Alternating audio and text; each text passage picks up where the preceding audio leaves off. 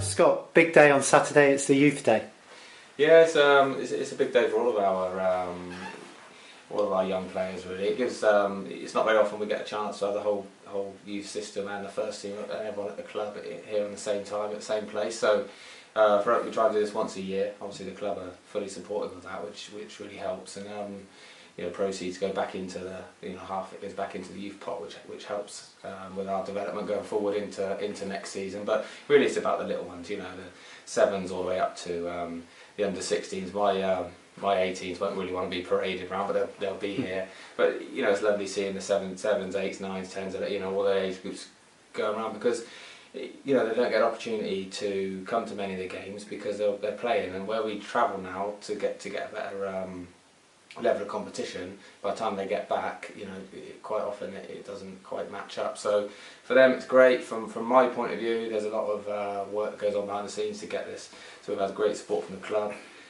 Rachel Freeman, Rick Gomez, people like that really help us from a youth point of view, and it'll be busy, shall we say, but it's great. It's all about the little ones really, and hopefully one or two of them will come through the system.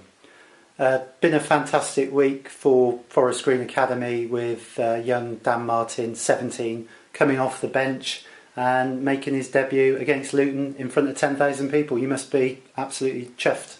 Yeah, well, it's great for us as a programme. It's good for Dan as an individual. We're getting one or two individuals recognised now because of how well we've done as a team and a whole squad. So all that work, right, when we started back in June and we took them away for like a team building thing, to get on the pitch at Luton in front of 10,800 people or whatever the final attendance was, it must be. It's a real sort of feather in our cap. We've got to that stage, and we're not there yet, but we've got to that stage earlier than I thought we would have. And I can only imagine what it's like as a 17-year-old making a debut at Luton, because it took me till I was sort of 23 to get in the conference. So he's done really, really well. There's a lot of hard work to continue with. But yeah, we've had a good week, because we've also had Niall Morgan and Aidan Baldwin. Niall's just turned 18, Aidan's 16 still, which I find hard to believe. They both represented England Colleges FA against Scotland on Tuesday. So we had a long trip up to Gateshead Tuesday, there and back in a day. And Niall scored as well. So we're getting on the map now. We've probably been guilty of not shouting about what we do outside the club enough. So we'll hit the PR harder next year, because we've started to create something that I think might just be special. The youth setup, obviously in your short time in charge of it, has changed tremendously.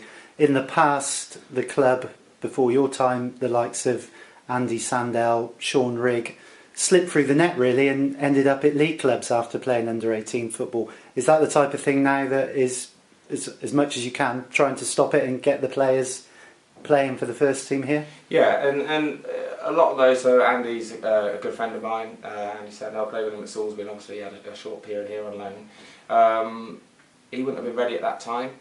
So it is difficult, because the managers are looking for here and now, which I totally appreciate. So Andy went off and I think played for Corsham and people like that before he then went to Bath and then went to Bristol Rovers. So he once he started playing men's football, he grew very quickly. Went on to Aldershot, and obviously he's been a pro ever since. So although you'd love him to come right through our system, they probably want the structure in place for him to allow him to do that. Now we're looking at all different ways. AD, myself, Dale, Chris Windle, and obviously SGS College, who are our partners, looking at ways of keeping boys for longer that we think might have more of a chance maybe in a year's time. So there's no immediate rush to get rid of someone at 18 that we don't think is quite there. We're not in any rush for that, so we can keep them for a year further on and get them out to Shortwood and get them out to Brimscombe and different places, to expose them a little bit to senior football, and then at the end of that year, then make a decision on them. So basically, what I'm trying to say, we give them a little bit more time to develop.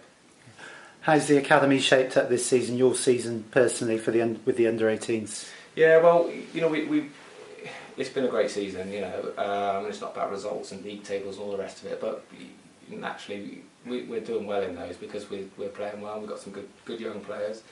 Our conduct, our work ethic, everything about what we've done has been really good. So we get invited to Cardiff and Bristol City and all these places, you know, all the time. It's all right to get invited once, but to be invited back is, you know, it makes me proud really.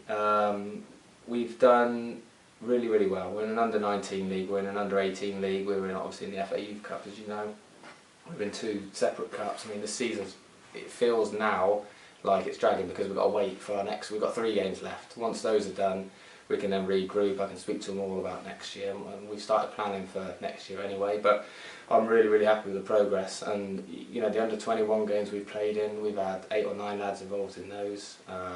So that's the sort of thing that's the, you know, the measure in success for me is how many of those boys come into those games and do well, how many can get invited into train with the first team, how many can get on the pitch, and over time I hope there's more and more. Realistically there might be 2 or 3 every 2 or 3 years, but then we have a duty of care to make sure the others go somewhere a level that suits them.